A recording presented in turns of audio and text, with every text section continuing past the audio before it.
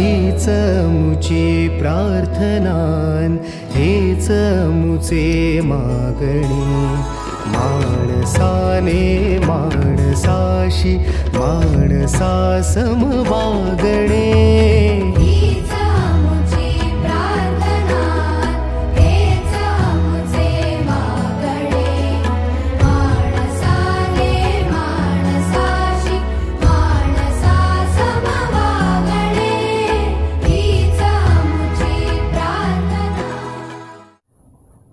Okay. Hello students. Yesterday or in last 2 lectures we talked about Kirchhoff's law and numericals based on Kirchhoff's law. Okay. Today we are going to start with the next point. It's called Wheatstone's network.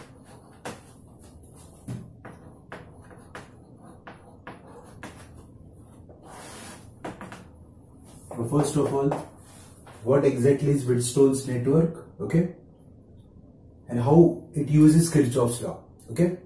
Now, first of all, we all know that whenever we are studying electric current, there is a concept called resistance, okay. Now, everybody knows the meaning of word resistance and how it operates. Now, today I am going to teach you the method to find out the resistance, okay. म्हणजे याचा अर्थ काय रे, जर surrounding temperature okay change झालं, humidity change झाली, okay strain change झाला, then it affects the resistance. So because of all these factors, resistance gets changed, and what we need to do, we have to find out that resistance very accurately, okay. So in general we have a resistance from few milliohms, okay, to mega ohms, okay. So this is the range of resistor. म्हणजे त्यांची value milli ohm पासून mega ohm पर्यंत असते आणि ती value accurately काढली पाहिजे, okay. So accurate value of resistance is very important, okay. And to calculate the accurate value of resistance, many scientist suggested many method, okay.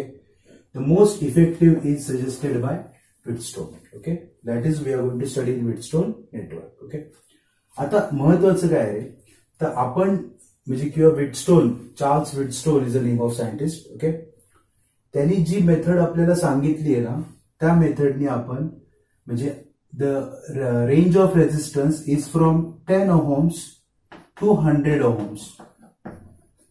म्हणजे तुमच्या रेजिस्टन्सची value साधारण 10 ते 100 मध्ये असेल तर ती ॲक्युरेटली फाइंड आउट करता येते by using Wheatstone network, okay. म्हणजे तुमचा 100 पेक्षा पुढे असेल तर तो तितक्या ॲक्युरेटली मेजर नाही करता येणार. So Wheatstone's network is basically applied to the resistance values from 10 ohms to nearly 100 ohms, okay. Now what exactly is Wheatstone's network that we are going to study now, okay. So बोर्डवर जर का बघितलं तर मी already एक diagram काढून ठेवली आहे, okay. Now look at the diagram properly. It's a simple diagram having 4 resistors. 4 resistors दिसतात तुम्हाला, okay. I'm going to label those 4 resistors, okay, as per your book. This is P, this is Q, this is R, and this is S, okay. So these are the 4 resistors P, Q, R, S, okay. They are connected to form a quadrilateral ABCD. Arrangement baga. A, B, C, D is a quadrilateral, and we connected all those 4 resistors to form a quadrilateral, okay. Now, the point A is attached to a higher potential of the battery, and point C is attached to a lower potential of the battery through key, okay. Okay. So A and C, they are connected to the higher and lower potential respectively. B आणि D, point B आणि D च्या मध्ये आपण एक लावलाय galvanometer. We all know galvanometer measures current, okay. So between points B and D we connected galvanometer and the resistance of galvanometer is G. गॅल्व्हनोमीटरला पण resistance असतो, the value of that resistance is G, okay. So this is the experimental arrangement done by Wheatstone, okay. आता नीट बघा, इथे 4 resistor आहेत. जर मी तुम्हाला चारही रेजिस्टर अननोन दिले then you cannot find out the value. Okay, so what we are going to do, समजा यातले 3 रेजिस्टन्स तुम्हाला ऑलरेडी माहिती आहेत आणि एक अननोन आहे. ओके, त्याची व्हॅल्यू तुम्ही अॅक्युरेटली काढू शकता by using this network. Okay, so how to do that. Okay, बघा आता एक्सपेरिमेंटल अरेंजमेंट करली. Okay, now first of all we are going to use Kirchhoff's laws. Okay, one by one. पहिला पण वापरायचा आहे, दुसरा पण वापरायचा आहे. I will start with the first law. Look at the first law. मी डायग्राम काढली पण मी करंट दाखवले नाहीये अगोदरच, कारण तुम्हाला त्याचं कळलं पाहिजे ते कसा डिस्ट्रीब्यूट होतोय. This is the battery. So from battery a current will come. Okay, ठीक आहे. How much current is flowing in the circuit? I. So I is the value of current coming from battery. Okay. Now this is not junction, but this point A is a junction. So इथे किती current पोचला? I. So current is going to get divided now in 2 parts. First part, second part. Okay. I'm going to label this as I1 and this as I2. Okay. Current divide झाला I1 and I2. ठीक आहे. Now इथे बघा, here point बी ला current पोहोचला I1. Okay, point D ला current पोहोचला I2. Okay, इथे तुम्ही जंक्शन लॉ वापरला. कसा वापरला आपण जंक्शन लॉ? टोटल करंट किती आला होता रे? I. ओके, आणि टोटल करंट किती गेला? I1 plus I2. So total current approaching the junction is equal to total current leaving the junction. Equation 1. ठीक आहे. This is Kirchhoff's first law. Now look at this point B. आता point B कडे लक्ष द्या. Okay. From point A, how much current is reaching B? I1. ठीक आहे. पण गॅल्व्हॅनोमीटरला पण रेजिस्टन्स आहे. So suppose some current is passing in a galvanometer. Okay. And how much current is passing in a galvanometer? Ig. Okay. So Ig goes down. Okay. आता काही जण म्हणतील sir तुम्ही B to D का दाखवला, तुम्ही D to be का नाही दाखवला? तुम्ही कसंही दाखवा, फरक नाही पडत. मी कालच सांगितलं होतं, तुम्ही सुरुवातीला एक ठरवून घ्या डिरेक्शन. जर ते मायनस आलं तर आपली डिरेक्शन उलटी होती, एवढं आपल्याला कळतं. Okay, so IG goes down. आता मला एक सांगा, हा जो पॉइंट बी आहे, if you look at junction be properly. Okay, बीच्या इथे करंट किती आला होता रे इकडनं? I1. त्यातल्या खाली किती गेला? आयजी. म्हणजे उरला किती रे? I1 minus Ig, which will flow here. Okay. So इथे येणार मी I1 minus Ig. ठीक आहे. Fine. Now concentrate on point D. इकडनं आला I2, वरतून आला Ig. सो इकडे किती जाणार?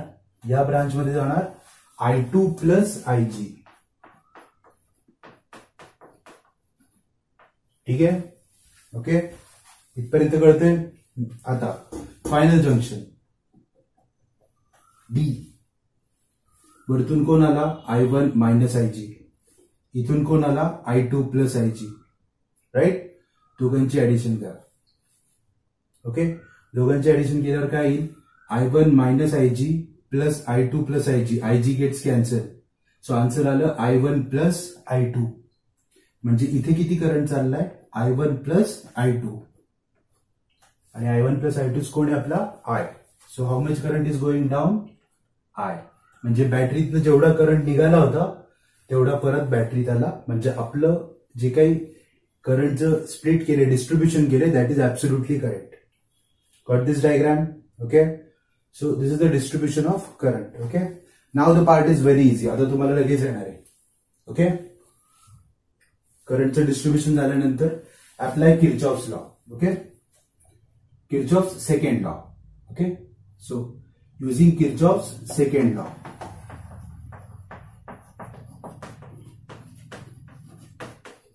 किर्चॉफ्स सेकंड लॉ कुणाला अप्लाय करायचा? First loop A B G D A. बघा, A B G D A.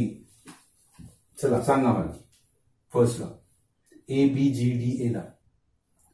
बघा, ए टू बी करंट किती आहे? I1. Resistance P. So I1 P. आपली डिरेक्शन ए टू बी आहे, करंटची पण ए टू बी मायनस. ठीक आहे, आपण पोहोचलो बी ला, बी वरून खाली आलो. Current is I G, resistance capital G. Okay, now परत एकदा, we are going from B to D, current is also going from B to D, so minus. ठीक आहे, I reach at point D. आता मी जाणार D to A, current is I two, resistance is S. We are going from D to A. Current is coming from A to D. So sign plus. कारण opposite आहे ना, आणि सगळ्यांची summation किती? 0. Okay. So here I apply Kirchhoff's second law to loop A, B, G, D, A. कळले सगळ्यांना? Okay. नाव मी इथे 2 ओळी सोडतोय कारण मला इथे अजून काही गोष्टी लिहायच्या. I will apply Kirchhoff's law to another loop. हा पहिला झाला, आता दुसरा loop. Okay, so loop B G D C B, B G D C B. Okay, come on, will start. B to D, I G into G sign minus. D to C, I2 plus IG ब्रॅकेटच्या बाहेर R sign minus. आणि C to B, I1 minus IG ब्रॅकेटच्या बाहेर Q sign plus. तर आपण इकडे चाललोय, current खाली येतोय, सगळ्यांची समेशन 0. ओके, इथपर्यंत कळले? काही केलं नाही आपण नवीन, फक्त 4 रेजिस्टर घेतले, सर्किट ड्रॉ केलं आणि किरचॉफचे 2 लॉ अप्लाय केले, first law and second law. ठीक आहे, नाव आता सगळ्यात महत्वाची गोष्ट. Okay, this is the concept of current. Okay, suppose if I tell you this galvanometer is very important in this particular circuit. Okay, आता नीट बघा. समजा मी तुम्हाला असं सांगितलं की galvanometer shows 0 deflection. Okay, galvanometer shows 0 deflection. याचा अर्थ काय होतो रे? याचा अर्थ असा होतो की याच्यामधून करंटच नाही चालला. ओके, आता का नाही करंट चालला? सी, करंट फ्लो कधी होतो रे? A current flows from one point to another point if there is a potential difference. जोपर्यंत पोटेन्शियल डिफरन्स नसतो तोपर्यंत करंट फ्लो होत नाही. पण मी तुम्हाला असं सांगतोय की इथून करंटच जात नाहीये. याचा अर्थ काय झाला? Point B and point D are at equal potential. ओके, म्हणजे बी आणि डी चं पोटेन्शियल इक्वल आहे. याचा अर्थ इथे पोटेन्शियल डिफरन्सच नाहीये, आणि जर इथे पोटेन्शियल डिफरन्सच नसेल तर करंट फ्लो होणार नाही. ओके, आणि ज्यावेळेस असं होतं त्यावेळेस असं म्हणायचं ब्रिज इज बॅलेन्स्ड. ओके, म्हणजे याला ब्रिज म्हणतात व्हीटस्टोनचा. ओके, हा जो ब्रिज आहे हा बॅलेन्स कधी असतो? ज्या वेळेस गॅल्व्हनोमीटर 0 रिडिंग दाखवतो. ओके, म्हणजे हे एक प्रकारचं इंडिकेशन आहे की जर गॅल्व्हनोमीटर 0 रिडिंग दाखवत नसेल तर याचा अर्थ आपला ब्रिज बॅलेन्स नाहीये. But if your galvanometer is showing a 0 reading, it means your bridge is absolutely balanced. Okay, आणि आता मी तुम्हाला सांगितलं की माय ब्रिज इज बॅलेन्स्ड.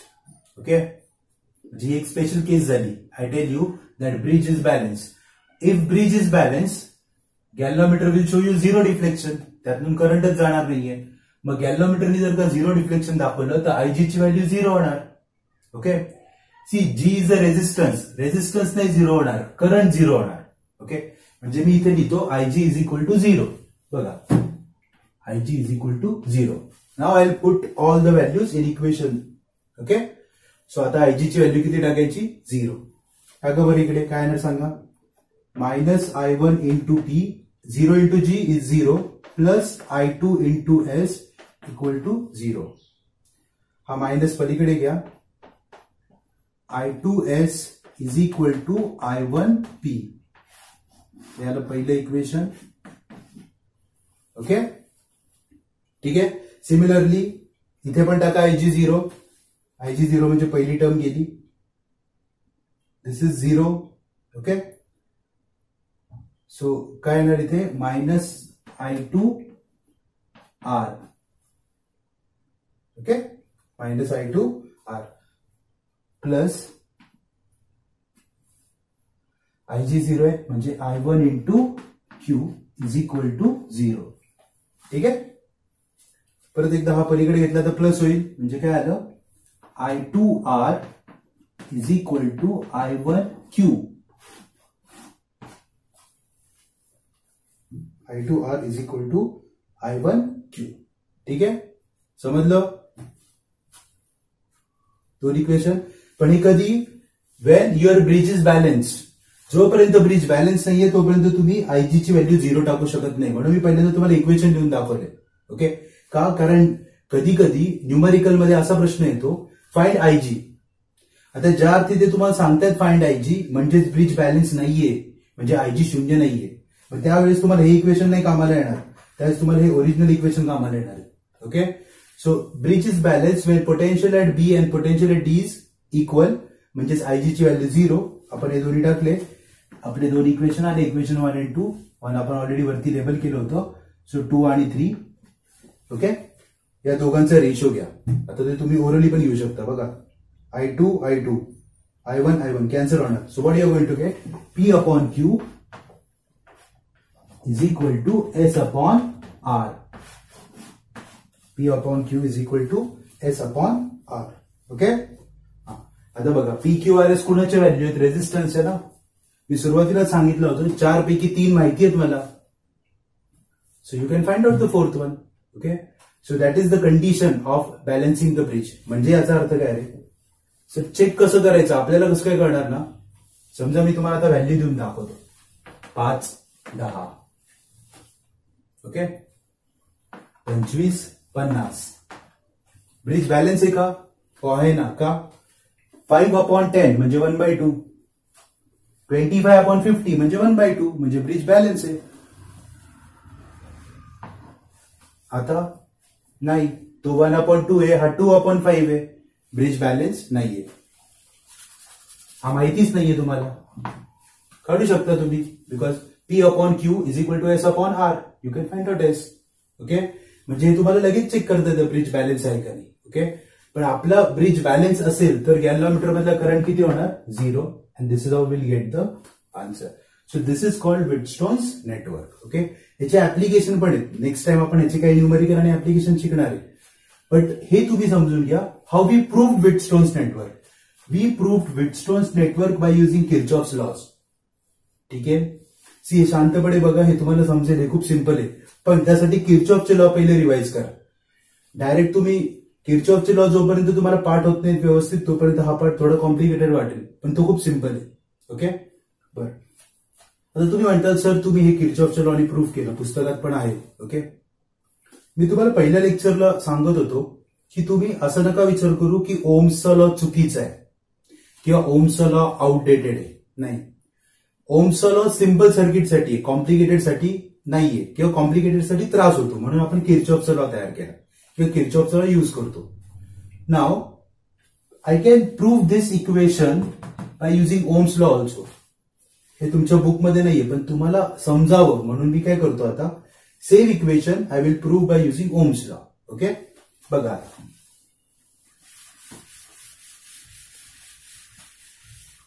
ओके.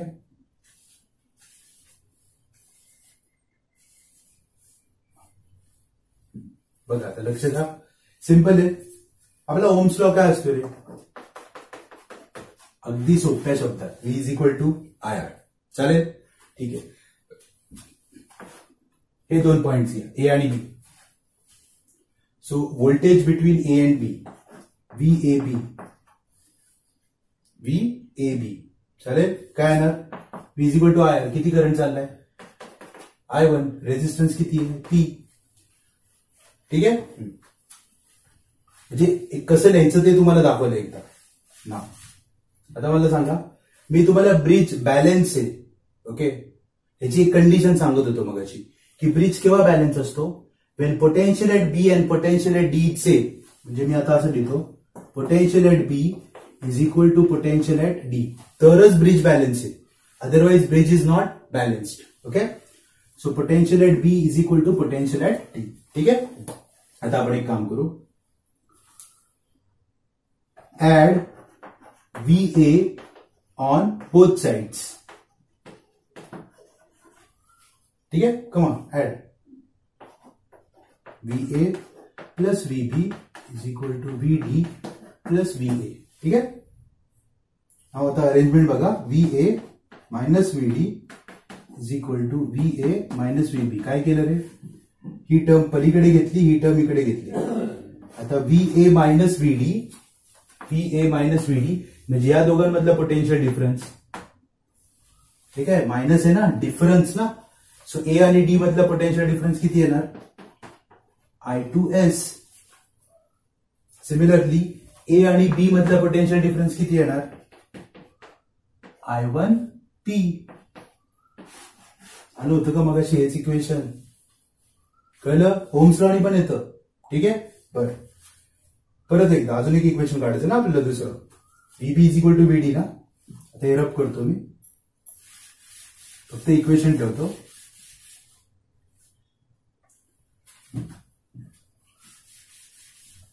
इथे लिहून ठेवतो ते equation. I2S is equal to I1P. ठीक आहे, बघा आता काय करा, आता VA ऍड केलं होतं ना बी आणि डी मध्ये, आता VC ऍड करा. VC plus VB is equal to VD plus VC. Okay, now what will do,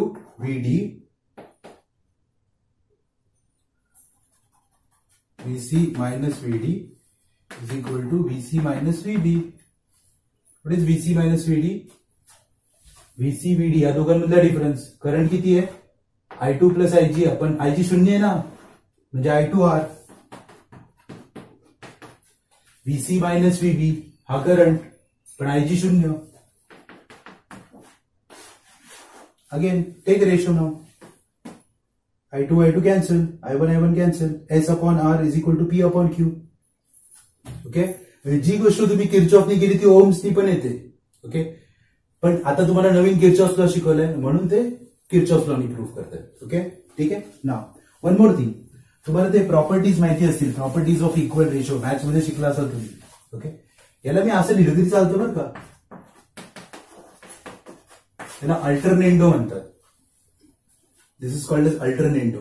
म्हणजे लक्षात कसं ठेवायचं बघा, P upon Q is equal to S upon R और P upon S is equal to Q upon R. Okay, असं जर का असेल तरच तुमचा ब्रिज बॅलन्स असतो. Okay, so this is all about Wheatstone's network. ठीक है, go through this next lecture याचे आपण न्यूमेरिकल्स बघू. Okay, thank you.